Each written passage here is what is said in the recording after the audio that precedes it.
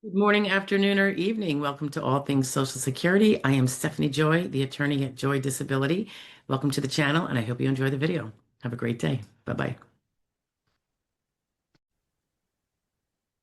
Good morning, afternoon, or evening, and TGIF. Glad it's Friday, probably many of you. Of course, this segment is dedicated to our deployed military members who can't be home with their families like most of us can be. So I thank you all. I hope you stay safe out there, and thank you so much for what you're doing for us every single day. I and probably everyone watching this feels the same way. So we got your back to the best we can, which never comes close to what you're doing for us. So I appreciate. I am trying to shrink this up, guys, my little screen here, because I want to get to this report. And of course, it's not being helpful. Okay, so I'm going to just try to move it. Oops. I don't know why it does this to me, guys.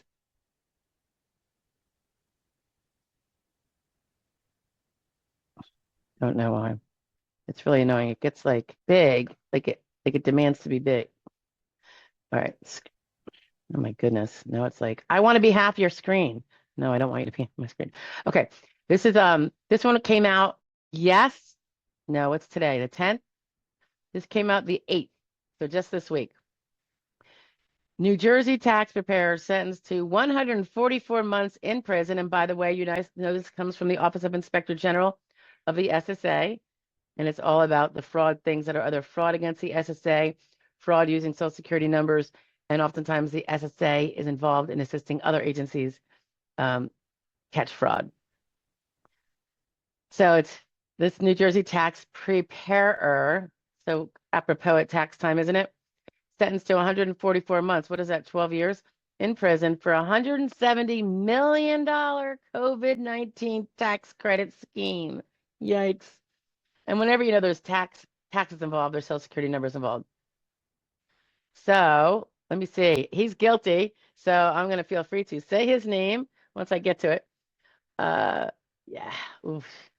I'm from New Jersey originally, most of my life actually. So whenever I read something about New Jersey, I'm like, so in this case, a New Jersey tax preparer by the name of Leon Haynes, only 52 years old, of Teaneck, New Jersey, sought more than $170 million in fraudulent COVID-19 related tax refunds and was sentenced to those 12 years plus 5 years of supervised release by the Honorable Judge Martini in Newark Federal Court. If anyone's curious, the U.S. attorney was Robert Frazier. I'm glad they gave him at least that, more than 10 years. I don't know how long I'll actually serve. And that's a little surprising for New Jersey, I suppose. Anyway, following a 60-day jury trial, wow. Oh, I'm sorry, I'm blind. 6-day jury trial in November, this past November, he was convicted of 15 counts of aiding and assisting in the preparation and presentation of false tax returns, 1 count of mail fraud, and 2 counts of tax evasion. This is the largest COVID-19 tax relief fraud case to be tried to date in the United States.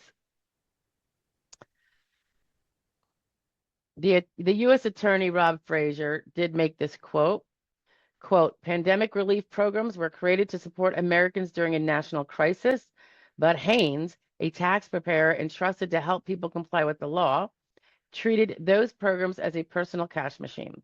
Our office will continue to pursue those who exploit emergency relief programs and hold them accountable for stealing from the American people. I like that. Touche, Mr. Frazier. So according to the documents in the case and the evidence at trial,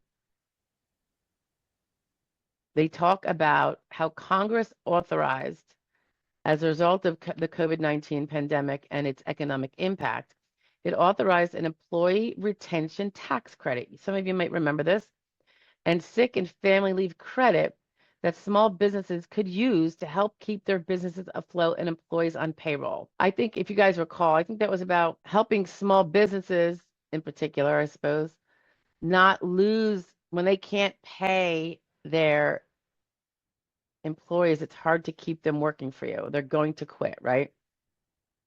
So allowing them to, even though there was no work to be done, because certain governments were shutting down stuff, they could at least keep them with a paycheck to keep them from leaving. And of course, it's helpful to the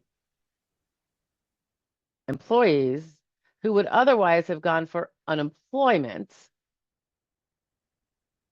So it's, half dozen of this, 6 of that. But I could see some of the benefits of having the money go out as payroll instead of as unemployment, not the least of which is Social Security. I can't help but say this. Taxes will be paid, and presumably, which always helps the employee keep his DLI. You guys know I talk about this all the time in the regular videos, date last insured for Social Security disability purposes, out in front of him. So that's one benefit of that you're not going to get from unemployment. So it turns out from November 2020, so we're deep into COVID now, to May of 2023, Mr. Haynes orchestrated a massive multi-million dollar scam to exploit those COVID-related tax credits for his own greed. So says the OIG report. As a tax preparer, he prepared and submitted and worked with others to prepare and submit more than 1,900 false employment tax returns to the IRS, claiming COVID-related tax credits on behalf of himself and his clients. Each of these tax forms contained a number of false statements. For example, the vast majority of the tax forms claimed a fictitious number of employees and or fabricated wages. Haynes and his co-conspirators, and I'm wondering if they got nailed too, I'd like to think so, fraudulently sought more than $170 million of tax refunds on behalf of his own business and his clients, and successfully caused the government to pay out over $55 million in refunds. Okay, so I don't know if that's 170 plus 55 or 55 was successfully paid out, but the amount of fraudulent paperwork that went out was seeking the 170 on behalf of all these fraudsters. That's my guess on anyway. Throughout the scheme, he also charged clients a percentage of the refund checks as his fee and requested cash payments. He failed to report the money he received from his clients, thereby evading his own taxes. Let's see. Special agents of the Social Security Administration were involved and given credit by Attorney Frazier for their assistance, as well as the IRS criminal investigation arena, the SSA OIG, and postal inspectors from the U.S. Postal Inspection Service, Philadelphia Division. I'm just seeing if there's any more juice in here.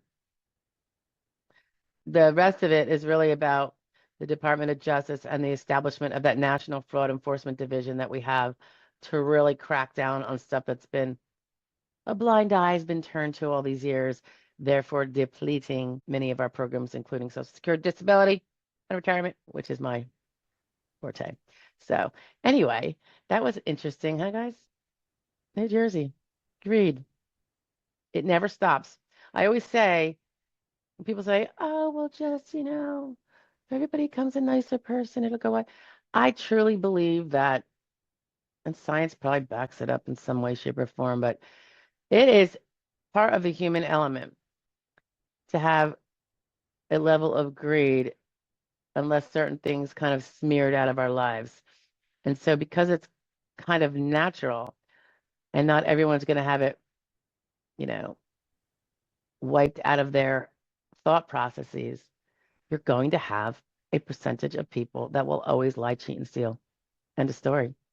I don't think you can claim that we just educated out of people. I don't think that's going to happen. So you have to always have the gatekeepers and the oversight, because without the oversight, it encourages more of this. And then every program falls by the wayside. This is an individual doing it, but of course, when it's an internal government-led fraud, that's really kind of gross. Should we name the states? Well, you guys know, I'm sure. All right. I never know how to shut this off. They have a whole new layout here.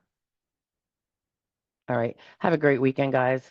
Hope to see you Wednesday at live stream, 1 p.m. Eastern Standard Time. And if you do get a chance to pop in and take a listen to the 12 o'clock p.m. pre-recorded videos, that would be really helpful to the channel and to the mission that it serves. So thank you so much, guys, and I will talk